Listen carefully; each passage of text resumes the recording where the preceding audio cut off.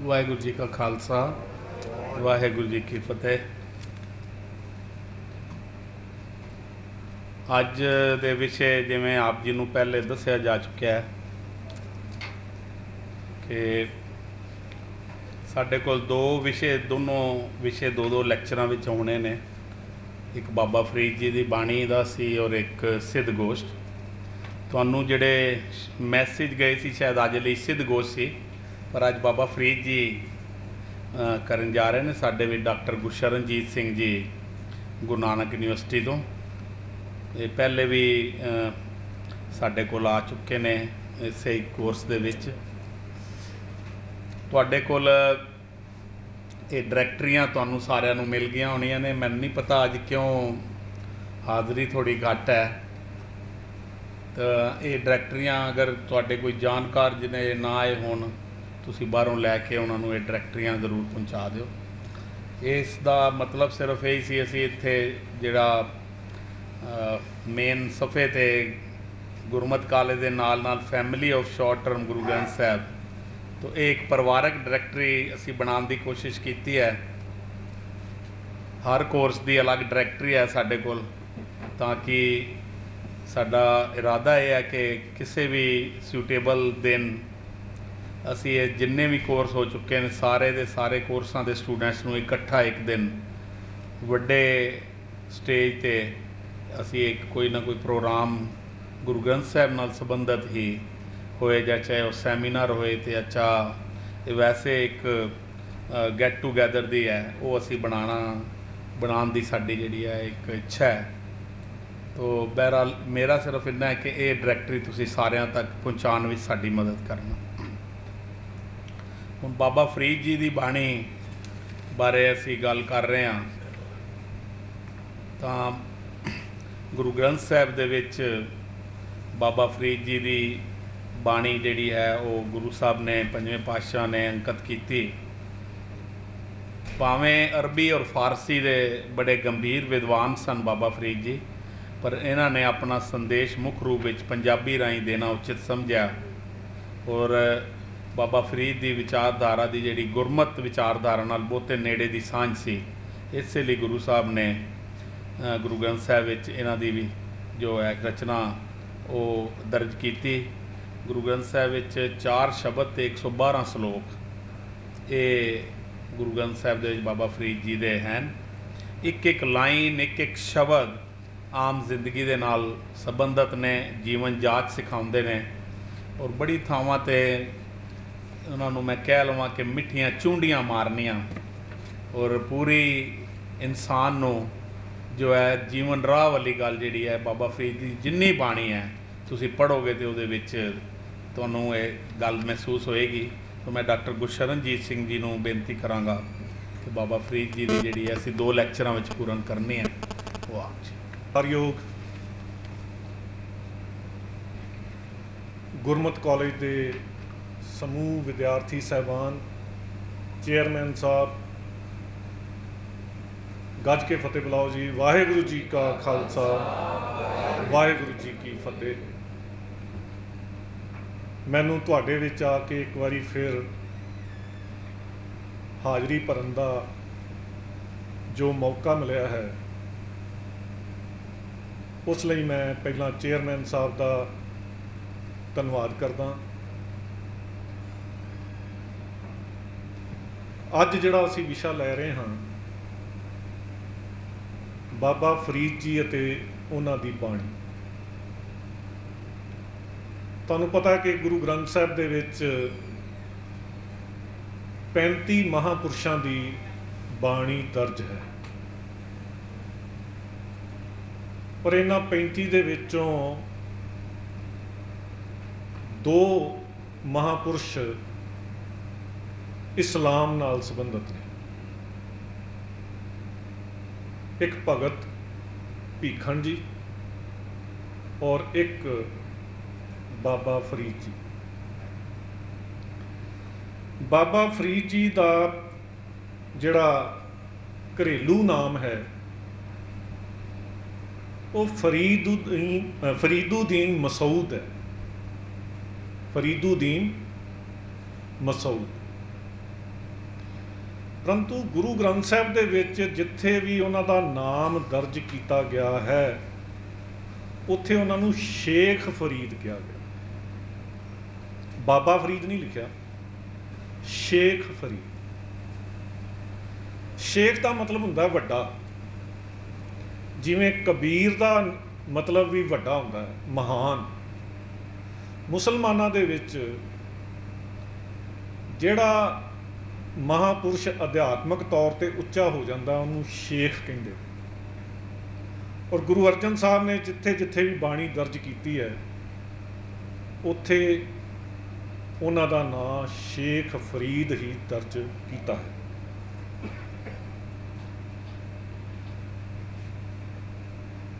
असी थोड़ी जी गल पहलां उन्हां दे जीवन दे नाल संबंधित करांगे, क्योंकि किसी भी महापुरुष की विचारधारा नूं उन्नी देर चंगी तरह नहीं समझा जा सकता जदों तक उन्हां दे बैकग्राउंड नूं असी ना जाणीए। तो बाबा फरीद साहब जिहड़े ने इन्हां दे जिहड़े दादा ने उन्हां दे खानदान का संबंध इस्लाम के पैगंबर मुहम्मद साहब की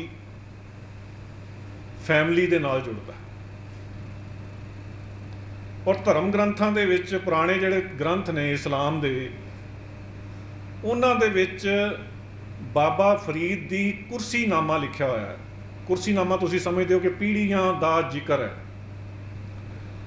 और फरीद साहब के दादा का संबंध इस्लाम के दूजे खलीफा हजरत उमर के नाल जोड़िया गया। मुहम्मद साहब के 4 खलीफे सन, बाद विच उन्हां तों दूजे खलीफा महत्वपूर्ण जिहड़े होए ने हजरत उमर। तो इस तरीके नाल ये धार्मिक तौर तो बहुत ही रिच फैमिली सी। इन्हां दे कोल बड़ा वड्डा एक विरसा सी। और ये फैमिली जो बाबा जी के दादा जी सन एक काबल दे विच रहिंदी सी। और उन्हां दिनां दे विच काबल दे विच बड़ी खाना जंगी छिड़ी हुई सी अफगान शासकां दे विच। गजनवी अते गौरी खानदान जिहड़े उत्थों दे सन उन्हां च बड़ा घमासान दा युद्ध जिहड़ा सी उत्थे हो रहा सी। ते फरीद साहब के दादा जिन्हां दा नाम शेख शईब लिखा होया है, शेख शईब, वो एक खाना जंगी तो तंग पै के दुखी हो के काबल नूं छड्ड के लाहौर आ गए। अते कुछ समा लाहौर रहन तो बाद कसूर अते बाद विच मुल्तान चले गए। मुल्तान के पिंड खोतवाल विच उन्हां नूं काजी लाया गया। काजी का मतलब तुहाडे बजुर्गां नूं तां सारिआं नूं पता होएगा। इस्लामिक रूल मुताबक जिहड़ा जज हुंदा है, स्थानक जज, उन्होंने काजी कहा जाता। बड़ी वड्डी पोस्ट है, सन्मानजनक। तो फरीद साहब के दादा जी जिहड़े सन पिंड खोतवाल के काजी नियुक्त किए गए।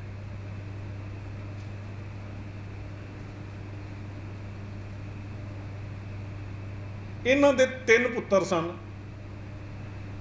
और तिन्हां दे विचों एक दा नाम जमालुद्दीन सुलेमान सी। ये जिहड़ा जमालुद्दीन सुलेमान है, ये फैमिली नूं जरा ध्यान च रखो कि कितनी इंपॉर्टेंट फैमिली है। इहदी शादी महमूद गजवनी की भणेवी नाल हुई सी। और इहदा नाम सी, इहदी वाइफ का नाम कुरसूम। करसूम के पेट तो 1173 ईस्वी नूं बाबा फरीद ने जन्म लिया। बहुत ही इतिहासक महत्व वाला परिवार जिहदे विच बाबा जी ने जन्म लिया।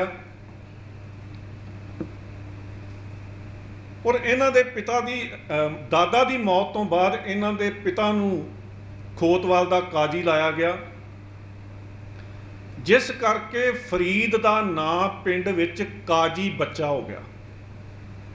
ਇਹਦਾ ਨਾਂ ਪਿੰਡ ਵਾਲਿਆਂ ਨੇ ਕਾਜੀ ਬੱਚਾ, ਕਿ ਕਾਜੀ ਦਾ ਬੱਚਾ। ਔਰ ਸ਼ੁਰੂ ਤੋਂ ਹੀ ਇਹਨਾਂ ਦੇ ਵਿੱਚ ਧਾਰਮਿਕ ਲਗਨ ਸੀ। ਔਰ ਇਹਦੇ ਪਿੱਛੇ ਜਿਵੇਂ ਕਿ ਤੁਸੀਂ ਬਹੁਤੇ ਜਾਣਦੇ ਹੋ ਕਿ ਮਾਤਾ ਇਹਨਾਂ ਦੀ ਦਾ ਹੱਥ ਸੀ, ਜਿਹਨੇ ਛੋਟੇ ਹੁੰਦਿਆਂ ਤੋਂ ਹੀ ਫਰੀਦ ਨੂੰ ਧਰਮ ਦੇ ਰਸਤੇ ਤੇ ਪਾਉਣ ਲਈ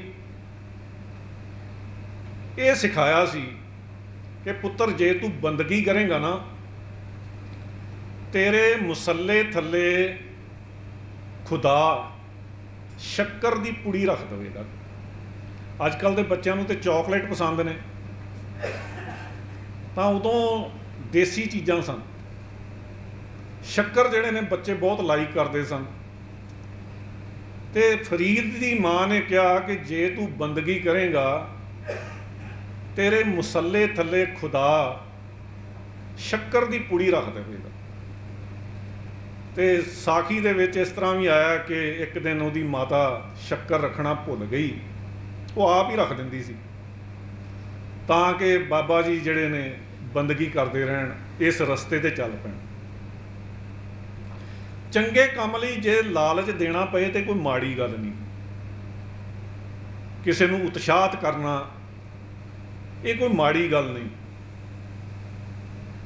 ਤਾਂ ਕਹਿੰਦੇ ਇੱਕ ਦਿਨ ਬੀਬੀ ਕਰਸੂਮ ਭੁੱਲ ਗਈ ਕੰਮ ਦੇ ਵਿੱਚ, ਪਰ ਉਸ ਦਿਨ ਖੁਦਾ ਨੇ ਆਪ ਸ਼ੱਕਰ ਦੀ ਪੁੜੀ ਜਿਹੜੀ ਹੈ ਮੁਸੱਲੇ ਦੇ ਥੱਲੇ ਰੱਖ ਦਿੱਤੀ।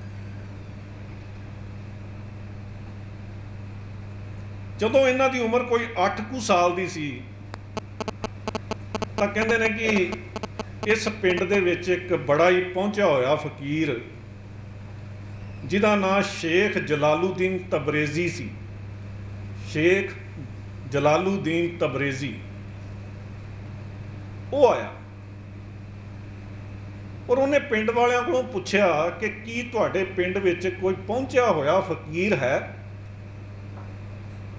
ਤਾਂ ਪਿੰਡ ਵਾਲਿਆਂ ਕਿਹਾ ਕੋਈ ਦਰਵੇਸ਼ ਬਜ਼ੁਰਗ ਤਾਂ ਨਹੀਂ ਹੈ, ਇੱਕ ਕਾਜੀ ਬੱਚਾ ਹੈ ਪਿੰਡ ਵਿੱਚ, ਜਿਹੜਾ ਹਰ ਵੇਲੇ ਜਿਹੜਾ ਖੁਦਾ ਵੱਲ ਧਿਆਨ ਰੱਖਦਾ। ਤਾਂ ਸ਼ੇਖ ਤਬਰੇਜ਼ੀ ਸਾਹਿਬ ਪੁੱਛਦੇ ਪੁਛਾਉਂਦਿਆਂ ਇਸ ਬੱਚੇ ਦੇ ਘਰ ਪਹੁੰਚੇ। ਰਮਜ਼ਾਨ ਦਾ ਮਹੀਨਾ ਸੀ, ਜਿਵੇਂ ਕਿ ਅੱਜ ਕੱਲ੍ਹ ਰੋਜ਼ੇ ਚੱਲ ਰਹੇ ਨੇ। ਫਰੀਦ ਸਾਹਿਬ ਨੇ ਵੀ ਰੋਜ਼ਾ ਰੱਖਿਆ ਹੋਇਆ ਸੀ।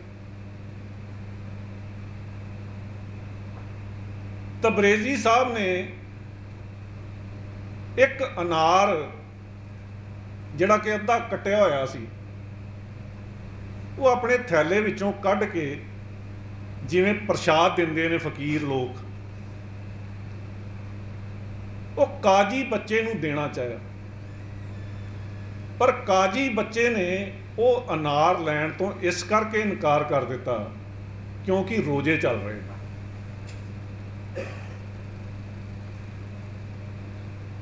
ਤੇ ਸ਼ੇਖ ਤਬਰੇਜ਼ੀ ਸਾਹਿਬ ਨੇ ਉਹ ਅਨਾਰ ਜਿਹੜਾ ਵਾਪਸ ਆਪਣੇ ਥੈਲੇ ਵਿੱਚ ਰੱਖ ਲਿਆ।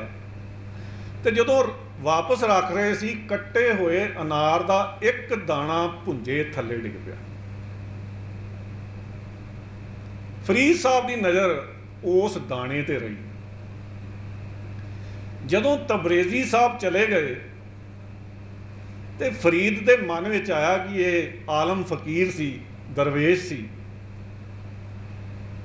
ਤੇ ਜਦੋਂ ਮੈਂ ਸ਼ਾਮ ਨੂੰ ਰੋਜ਼ਾ ਖੋਲਾਂਗਾ ਇਸੇ ਦਾਣੇ ਨਾਲ ਖੋਲਾਂਗਾ। ਤਾਂ ਉਹਨਾਂ ਨੇ ਉਹ ਭੁੰਜੇ ਪਿਆ ਇੱਕ ਦਾਣਾ ਜਿਹੜਾ ਅਨਾਰ ਦਾ, ਉਹ ਚੁੱਕਿਆ ਤੇ ਆਪਣੇ ਰੁਮਾਲ ਦੇ ਨਾਲ ਬੰਨ੍ਹ ਲਿਆ।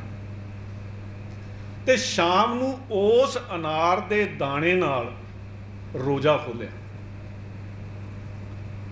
ਜਦੋਂ ਉਹ ਨਿਕਲਿਆ ਦਾਣਾ, ਤਾਂ ਕਹਿੰਦੇ ਨੇ ਕਿ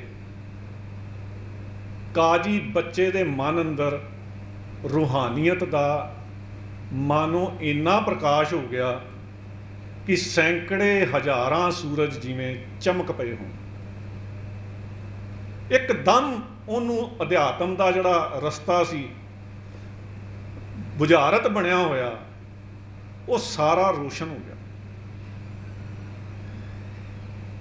ਜਦੋਂ ਇਹ ਵਾਕਿਆ ਹੋਇਆ ਉਹਦੇ ਨਾਲ, ਤੇ ਕਾਜੀ ਬੱਚੇ ਦੇ ਮਨ ਵਿੱਚ ਇੱਕ ਪਛਤਾਵਾ ਆਉਣ ਲੱਗ ਪਿਆ ਕਿ ਮੈਂ ਤਾਂ ਅਜੇ ਇੱਕ ਅਨਾਰ ਦਾ ਦਾਣਾ ਹੀ ਖਾਧਾ ਤੇ ਮੇਰੇ ਨਾਲ ਇੰਨਾ ਕੁਝ ਵਾਪਰ ਗਿਆ। ਜੇ ਮੈਂ ਸਾਰਾ ਹੀ ਅਨਾਰ ਲੈ ਲੈਂਦਾ ਤੇ ਕੀ ਵਾਪਰਦਾ। ਮਨ ਵਿੱਚ ਪਛਤਾਵਾ ਹੋਣ ਲੱਗ ਪਿਆ ਕਿ ਮੈਂ ਗਲਤੀ ਕੀਤੀ। ਕਾਜੀ ਬੱਚੇ ਨੇ ਇਹ ਗੱਲ ਆਪਣੇ ਮੁਰਸ਼ਦ, ਜਿਨ੍ਹਾਂ ਦਾ ਨਾਂ ਹੈ ਸ਼ੇਖ ਕੁਤਬੁਦੀਨ ਕਾਕੀ, ਉਹਦੇ ਨਾਲ ਕੀਤੀ ਕਿ ਮੈਨੂੰ ਬੜਾ ਪਛਤਾਵਾ ਹੈ ਕਿ ਮੈਂ ਸਾਰਾ ਅਨਾਰ ਨਹੀਂ ਖਾਧਾ। ਤੇ ਸ਼ੇਖ ਕੁਤਬੁਦੀਨ ਕਾਕੀ ਨੇ ਇੱਕ ਬੜੀ ਹੀ ਡੂੰਘੀ ਗੱਲ ਕਹੀ। ਧਿਆਨ ਨਾਲ ਸੁਣਨਾ। ਉਹ ਕਹਿੰਦਾ ਪੂਰੇ ਅਨਾਰ ਦੇ ਵਿੱਚ ਉਹ ਇੱਕ ਹੀ ਦਾਣਾ ਸੀ, ਬਾਕੀ ਦਾਣੇ ਫੋਕੜ ਸਨ। ਗੁਰੂ ਦੇ ਵੱਲ ਵੀ ਜਦੋਂ ਤੁਸੀਂ ਵੱਧਦੇ ਹੋ, ਤੁਹਾਨੂੰ ਇੱਕ ਕਦਮ ਹੀ ਉਧਰ ਨੂੰ ਵਧਾਉਂਦਾ ਹੈ। ਤੁਸੀਂ 1000 ਕਦਮ ਚਲੋ, ਜਦੋਂ ਗੁਰੂ ਨਾਲ ਮੇਲ ਹੋਏਗਾ ਉਹ ਇੱਕ ਕਦਮ ਹੀ ਕਰਾਏਗਾ। ਇੱਕ ਵਾਰੀ ਨਾਮ ਜਪਿਆਂ ਹੀ ਪ੍ਰਮਾਤਮਾ ਦੀ ਪ੍ਰਾਪਤੀ ਹੁੰਦੀ ਹੈ। ਜਿਹੜਾ ਕਰੋੜਾਂ ਵਾਲੀ ਪਹਿਲਾਂ ਜਪਿਆ ਹੁੰਦਾ ਨਾ, ਉਹ ਫੋਕੜ ਹੁੰਦਾ। ਪਰੰਤੂ ਪਤਾ ਨਹੀਂ ਹੁੰਦਾ ਕਿ ਅਨਾਰ ਦੇ ਹਜ਼ਾਰਾਂ ਦਾਣਿਆਂ ਵਿੱਚੋਂ ਕਿਹੜਾ ਇੱਕ ਦਾਣਾ ਸਾਡੇ ਕੰਮ ਆਉਣਾ ਹੈ। ਇਸ ਕਰਕੇ ਸਾਨੂੰ ਸਾਰਾ ਅਨਾਰ ਖਾਣਾ ਪੈਂਦਾ। ਅਧਿਆਤਮ ਦੀ ਦੁਨੀਆ ਦੇ ਵਿੱਚ ਇਹ ਬੜੇ ਵੱਡੇ ਰਹੱਸ ਨੇ। ਔਰ ਫਰੀਦ ਸਾਹਿਬ ਬਕਾਇਦਾ ਮਦਰਸੇ ਦੇ ਵਿੱਚ, ਮਸੀਤ ਦੇ ਵਿੱਚ ਜਾ ਕੇ ਉਹਨੇ ਵਿੱਦਿਆ ਲਈ। ਔਰ ਉਹਨਾਂ ਦਿਨਾਂ ਦੇ ਵਿੱਚ ਕਿਉਂਕਿ ਧਾਰਮਿਕ ਵਿੱਦਿਆ ਨੂੰ ਹੀ ਵਿੱਦਿਆ ਮੰਨਿਆ ਜਾਂਦਾ ਸੀ, ਕਬੀਰ ਸਾਹਿਬ ਨੂੰ ਬਹੁਤ ਛੋਟੀ ਉਮਰ ਦੇ ਵਿੱਚ ਕਹਿੰਦੇ ਨੇ ਪੂਰਾ ਕੁਰਾਨ ਸ਼ਰੀਫ ਯਾਦ ਹੋ ਗਿਆ ਸੀ। ਪਰ 24 ਘੰਟਿਆਂ ਦੇ ਵਿੱਚ ਉਹ ਕੁਰਾਨ ਸ਼ਰੀਫ ਦਾ ਪਾਠ ਪੂਰਾ ਕਰ ਲਿਆ ਕਰਦੇ ਸੀ। ਔਰ ਉਹਨਾਂ ਨੂੰ ਹਾਫਜ਼ ਦੀ ਪਦਵੀ ਮਿਲੀ ਹੋਈ ਸੀ। ਇਸਲਾਮੀ ਜਗਤ ਦੇ ਵਿੱਚ ਹਾਫਜ਼ ਉਸ ਮੁਸਲਮਾਨ ਨੂੰ ਕਹਿੰਦੇ ਨੇ ਜਿਸ ਨੂੰ ਸਾਰਾ ਕੁਰਾਨ ਸ਼ਰੀਫ ਜ਼ਬਾਨੀ ਯਾਦ ਹੋ। ਇਹ ਬੜੀ ਵੱਡੀ ਗੱਲ ਹੈ। ਇਹ ਕੇਵਲ ਇਸਲਾਮ ਦੇ ਵਿੱਚ ਅਜਿਹੇ ਕੁਝ ਲੋਕ ਹੁੰਦੇ ਨੇ ਜਿਨ੍ਹਾਂ ਨੂੰ ਆਪਣਾ ਧਰਮ ਗ੍ਰੰਥ ਪੂਰੇ ਦਾ ਪੂਰਾ ਯਾਦ ਹੁੰਦਾ ਹੈ। ਸਿੱਖ ਦੇ ਤੌਰ ਤੇ ਮੈਂ ਕਿਸੇ ਵਿਅਕਤੀ ਨੂੰ ਨਹੀਂ ਜਾਣਦਾ ਜਿਹਨੂੰ ਪੂਰਾ ਗੁਰੂ ਗ੍ਰੰਥ ਸਾਹਿਬ ਯਾਦ ਹੋਵੇ। ਇਸ ਤਰ੍ਹਾਂ ਦੇ ਮੈਂ ਸੁਣਿਆ ਕਿ ਭਾਈ ਕਾਹਨ ਸਿੰਘ ਨਾਭਾ ਹੋਰਾਂ ਦੇ ਜਿਹੜੇ ਪਿਤਾ ਜੀ ਸਨ, ਉਹਨਾਂ ਨੇ ਇੱਕ ਚੌਂਕੜੇ ਦੇ ਵਿੱਚ ਪੂਰਾ ਅਖੰਡ ਪਾਠ ਸੁਣਿਆ ਸੀ ਪਾਠੀਆਂ ਕੋਲੋਂ, ਇੱਕ ਚੌਂਕੜੇ ਦੇ ਵਿੱਚ। ਪਰੰਤੂ ਇਤਿਹਾਸ ਦੇ ਵਿੱਚ ਅਜਿਹਾ ਜ਼ਿਕਰ ਮੈਂ ਕਿਸੇ ਬੰਦੇ ਬਾਰੇ ਨਹੀਂ ਪੜ੍ਹਿਆ, ਵਿਅਕਤੀ ਬਾਰੇ, ਕਿ ਉਹਨੂੰ ਗੁਰੂ ਗ੍ਰੰਥ ਸਾਹਿਬ ਸਾਰੇ ਦਾ ਸਾਰਾ ਯਾਦ ਹੋਵੇ ਕਿ ਸ਼ੁਰੂ ਤੋਂ ਕਰੇ ਤੇ ਰਾਗਮਾਲਾ ਤੱਕ ਸੁਣਾ ਦੇਵੇ। ਉਸ ਤਰ੍ਹਾਂ ਬਾਣੀ ਬਹੁਤ ਸਿੱਖਾਂ ਨੂੰ ਯਾਦ ਹੈ। ਪਿੱਛੇ ਜੀ ਕੰਠ ਮੁਕਾਬਲੇ, ਗੁਰਬਾਣੀ ਕੰਠ ਮੁਕਾਬਲੇ ਦੇ ਵਿੱਚ ਅਸੀਂ ਇਹੋ ਜਿਹੇ ਬੱਚੇ ਵੇਖੇ ਜਿਨ੍ਹਾਂ ਨੂੰ 24 ਬਾਣੀਆਂ ਯਾਦ ਸਨ।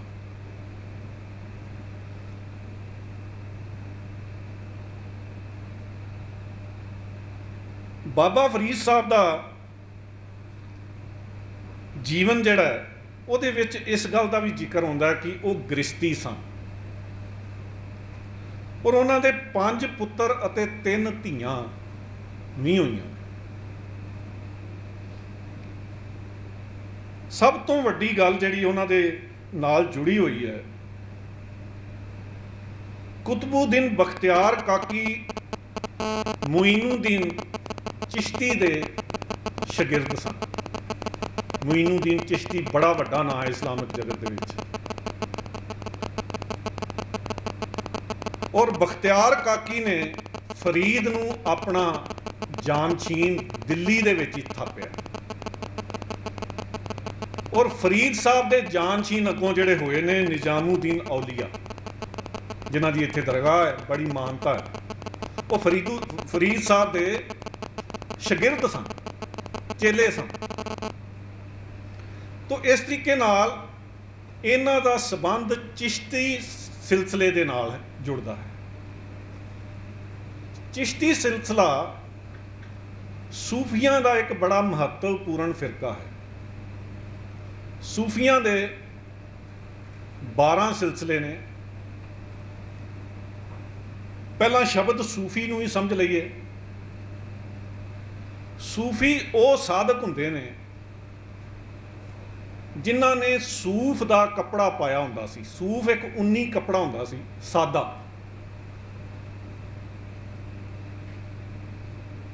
ते ओहदे करके ही उन्हां दा नाम सूफी हो गया। ये जिहड़े सूफी हुंदे सन, ये केवल अल्लाह दे नाल प्यार करन नूं ही धर्म मनदे सन। होर कर्म कांड जां बाहरी विखावा इनू ये पसंद नहीं सन करते। पर समय के नाल नाल ज्यों ज्यों सूफी मत का विकास होया, सूफियां दे कई फिरके सामने आए। मुख तौर पर सूफियां दे 2 तरह के सिलसिले ने। एक वो ने ਜਿਹੜੇ ਚਾਹੁੰਦੇ ਨੇ कि इस्लाम का प्रचार साडे राहीं जदों होवे असी हुकूमत का सहयोग लै लईए, हुकूमत की मदद दे नाल इस्लाम का प्रचार किया जावे। उदाहरण के तौर पर जे असी गल करिए, सरहिंद दे विच जिहड़ा सूफियां का सिलसिला चलदा सी, वो सी नक्शबंदी सिलसिला। शेख सरहंदी उहदा हैड सी उस वेले जदों गुरु अर्जन देव नूं शहीद किया गया। ते गुरु अर्जन देव नूं शहीद कराउण दे विच शेख सरहंदी का बहुत वड्डा रोल सी। उन्हें जहांगीर नूं वरतिया सी अर्जन देव जी नूं खत्म करवाउण वास्ते। तो जिहड़े कुछ सिलसिले सन वो हुकूमत की मदद लैंदे सन इस्लाम नूं फैलाउण लई और अपने विरोधियों नूं खत्म करने लई। जदों कि जिहड़ा चिश्ती सिलसिला है सूफियां दा, वो हुकूमत के सहयोग लैण नूं ठीक नहीं मनते। और इस्लामिक जगत दे विच इह गल प्रचलित है कि इस्लाम उन्ना तलवार नाल नहीं फैलिया जिन्ना सूफियां दे प्यार नाल फैलिया। इस्लाम केवल तलवार नाल नहीं फैलिया। सूफियां दियां जड़ियां मानववादी कदरां कीमतां ने, नैतिक कदरां कीमतां ने, सच्चा सुच्चा खुदा की जिहड़ी उन्होंने बंदगी की गल की है, उहदे करके इस्लाम भारत विच बहुत तेजी नाल फैलिया। चिश्ती आगू जिहड़े ने ये गृहस्थी हुंदे ने। जिवें कि मैं पहलां ही दस्सिया कि फरीद साहब ने भी शादी की और उन्होंने 8 बच्चे सन। इन्हां दा दूजा असूल जिहड़ा वो ये है कि ये मुरशद दे उत्ते बड़ा इन्हां दा अकीदा हुंदा है। ये गल्लां मैं तां दस रहा कि इन्हां ने अगे जाके हैल्प करनी है कि इन्हां दी बाणी गुरु ग्रंथ साहिब का हिस्सा क्यों बनी। ये गुरमत अनुसारी सन। गुरु घर दे विच भी गुरु की वडियाई है। और ये भी जिहड़े बाबा फरीद साहब ने ये लिखते हैं, जो गुर दसे वाट मुरीदां जो लिए। गुरु दे विच अटल विश्वास होना जरूरी है, जिहड़ी इन्हां ने तालीम दी उहदे मुताबिक। एक बहुत वड्डा फर्क ये है कि चिश्ती संप्रदाय का संगीत नाल बड़ा लगाव है, जदों कि कट्टड़वादी मुसलमान संगीत नूं इस्लाम विरोधी मनते। कवालियां दे राहीं पैगंबर का गुण गायन करना, अल्लाह की बंदगी करनी, इन्हां दा एक खास रुझान है। और ये गल असीं बाद च देखांगे गुरु साहब नूं चंगी लगदी सी, क्योंकि गुरु साहब भी कीर्तन दे संगीत नूं प्रभु की बंदगी लई वरतण वाले ਨਿਯਮ ਦੇ ਹੱਕ ਵਿੱਚ ਸਨ। ਔਰ ਇੱਕ ਚੀਜ਼ ਜਿਹੜੀ ਇਹਨਾਂ ਦੀ ਬਹੁਤ ਜ਼ਿਆਦਾ ਮਿਲਦੀ ਹੈ ਗੁਰਮਤ ਦੇ ਨਾਲ, ਸਿੱਖ ਧਰਮ ਦੇ ਨਾਲ, ਲੰਗਰ ਦੀ ਪ੍ਰਥਾ ਵੀ ਇਹਨਾਂ ਦੇ ਖਾਨਕਾਵਾਂ ਦੇ ਉੱਤੇ ਪ੍ਰਚਲਿਤ ਹੈ। ਖਾਨਕਾ ਸੂਫੀਆਂ ਦਾ ਜਿਹੜਾ ਪਲੇਸ ਆਫ ਵਰਸ਼ਿਪ ਕਹਿ ਲਓ, ਪਲੇਸ ਆਫ ਪ੍ਰੈਕਟਿਸ ਕਹਿ ਲਓ, ਜਿੱਥੇ ਇਹ ਬੰਦਗੀ ਕਰਦੇ ਨੇ, ਉਹਨੂੰ ਖਾਨਕਾ ਕਹਿੰਦੇ ਨੇ। ਔਰ ਪੰਜਵੀਂ ਬੜੀ ਇੰਪੋਰਟੈਂਟ ਲਾਸਟ ਗੱਲ ਇਹ ਸੀ ਇਹਨਾਂ ਦਾ ਨਿਯਮ ਕਿ ਇਹ ਗੈਰ ਮੁਸਲਮਾਨਾਂ ਨਾਲ ਬਹੁਤ ਪਿਆਰ ਭਰੇ ਸੰਬੰਧ ਰੱਖਦੇ ਸਨ। ਉਹਨਾਂ ਨੂੰ ਮਨੁੱਖ ਕਰਕੇ ਜਾਣਦੇ ਸਨ, ਉਹਨਾਂ ਨੂੰ ਇਸਲਾਮ ਦੇ ਵਿਰੋਧੀ ਕਾਫਰ ਮੰਨ ਕੇ ਉਹਨਾਂ ਨਾਲ ਨਫ਼ਰਤ ਨਹੀਂ ਸਨ ਕਰਦੇ। ਤੋ ਇਸ ਰੂਪ ਦੇ ਵਿੱਚ ਅਸੀਂ ਦੇਖਦੇ ਹਾਂ ਕਿ ਬਾਬਾ ਫਰੀਦ ਸਾਹਿਬ ਸੂਫੀ ਮਤ ਦੇ ਇੱਕ ਬਹੁਤ ਹੀ ਨਾਮਵਰ ਮਹਾਂਪੁਰਸ਼ ਹੋਏ ਨੇ, ਜਿਨ੍ਹਾਂ ਦੀ ਬਾਣੀ ਗੁਰੂ ਸਾਹਿਬ ਨੇ ਗੁਰੂ ਗ੍ਰੰਥ ਸਾਹਿਬ ਦੇ ਵਿੱਚ ਦਰਜ ਕੀਤੀ ਹੈ। 2-4 ਮਿੰਟਾਂ ਦੇ ਵਿੱਚ ਮੈਂ ਤੁਹਾਡੇ ਨਾਲ ਬਾਬਾ ਫਰੀਦ ਸਾਹਿਬ ਬਾਰੇ ਜਿਹੜੀਆਂ 1-2 ਕੰਟਰੋਵਰਸੀਜ਼ ਨੇ ਉਹ ਵੀ ਦੱਸਣੀਆਂ ਚਾਹੁੰਦਾ, ਤਾਂ ਕਿ ਗੁਰੂ ਗ੍ਰੰਥ ਸਾਹਿਬ ਦਾ ਜਿਹੜਾ ਤੁਸੀਂ ਕੋਰਸ ਕਰ ਰਹੇ ਹੋ ਤੁਸੀਂ ਅਵੇਅਰ ਹੋ ਸਕੋ ਕਿ ਬਾਬਾ ਫਰੀਦ ਸਾਹਿਬ ਬਾਰੇ ਪਹਿਲੀ ਕੰਟਰੋਵਰਸੀ ਵਿਦਵਾਨਾਂ ਦੇ ਵਿੱਚ ਇਹ ਹੈ ਕਿ ਇਹ ਬਾਬਾ ਫਰੀਦ ਜਿਨ੍ਹਾਂ ਦੀ ਬਾਣੀ ਗੁਰੂ ਗ੍ਰੰਥ ਸਾਹਿਬ ਦੇ ਵਿੱਚ ਹੈ, ਇਹ 1173 ਵਿੱਚ ਪੈਦਾ ਹੋਏ ਫਰੀਦ ਦੀ ਬਾਣੀ ਹੈ ਜਾਂ ਗੁਰੂ ਨਾਨਕ ਸਾਹਿਬ ਦੇ ਟਾਈਮ ਤੇ ਵੀ ਇੱਕ ਬਾਬਾ ਫਰੀਦ ਹੋਏ ਨੇ, ਉਹਨਾਂ ਦੀ ਬਾਣੀ ਹੈ। ਜਨਮ ਸਾਖੀਆਂ ਦੇ ਵਿੱਚ ਇੱਕ ਸ਼ੇਖ ਬ੍ਰਹਮ ਜਾਂ ਕਿਤੇ ਕਿਤੇ ਉਹਦਾ ਨਾਂ ਸ਼ੇਖ ਇਬਰਾਹੀਮ ਵੀ ਆਇਆ, ਇਬਰਾਹੀਮ ਜਾਂ ਬ੍ਰਹਮ, ਉਸ ਦੀ ਮੁਲਾਕਾਤ ਗੁਰੂ ਨਾਨਕ ਸਾਹਿਬ ਨਾਲ ਹੋਈ ਵਿਖਾਈ ਗਈ ਹੈ। ਔਰ ਗੁਰੂ ਨਾਨਕ ਸਾਹਿਬ ਜਿਹੜੇ ਦੇ ਨਾਲ ਜਿਹੜਾ ਉਹਦਾ ਸੰਵਾਦ ਹੋਇਆ ਸ਼ੇਖ ਬ੍ਰਹਮ ਦਾ, ਗੁਰੂ ਨਾਨਕ ਸਾਹਿਬ ਦੇ ਨਾਲ ਜਿਹੜੀ ਗੱਲਬਾਤ ਹੋਈ ਹੈ ਉਹਦੇ 'ਚ ਜਿਹੜੇ ਸ਼ਲੋਕ ਸ਼ੇਖ ਬ੍ਰਹਮ ਬੋਲਦਾ ਹੈ ਉਹ ਉਹੀ ਨੇ ਜਿਹੜੇ ਗੁਰੂ ਗ੍ਰੰਥ ਸਾਹਿਬ ਦੇ ਵਿੱਚ ਫਰੀਦ ਦੇ ਸ਼ਲੋਕ ਆਏ ਨੇ। ਇਸ ਕਰਕੇ ਕੁਝ ਵਿਦਵਾਨਾਂ ਨੂੰ ਇਹ ਭੁਲੇਖਾ ਲੱਗਾ ਕਿ ਸ਼ਾਇਦ ਗੁਰੂ ਗ੍ਰੰਥ ਸਾਹਿਬ ਵਿੱਚ ਜਿਹੜੇ ਸ਼ਲੋਕ ਆਏ ਨੇ ਇਸ ਸ਼ੇਖ ਬ੍ਰਹਮ ਦੇ ਨੇ, ਕਿਉਂਕਿ ਸ਼ੇਖ ਬ੍ਰਹਮ ਫਰੀਦ ਦੀ ਉਹ ਜਿਹੜੀ ਸੰਪਰਦਾ ਸੀ, ਸਿਲਸਿਲਾ ਚਿਸ਼ਤੀ ਸੰਪਰਦਾ, ਉਹਦਾ ਹੁਣ ਮੌਜੂਦਾ ਮੁਖੀ ਸੀ ਜਦੋਂ ਗੁਰੂ ਨਾਨਕ ਸਾਹਿਬ ਹੋਏ ਨੇ। ਸ਼ਾਇਦ ਇਹ ਉਹਦੀ ਬਾਣੀ ਹੋਵੇ।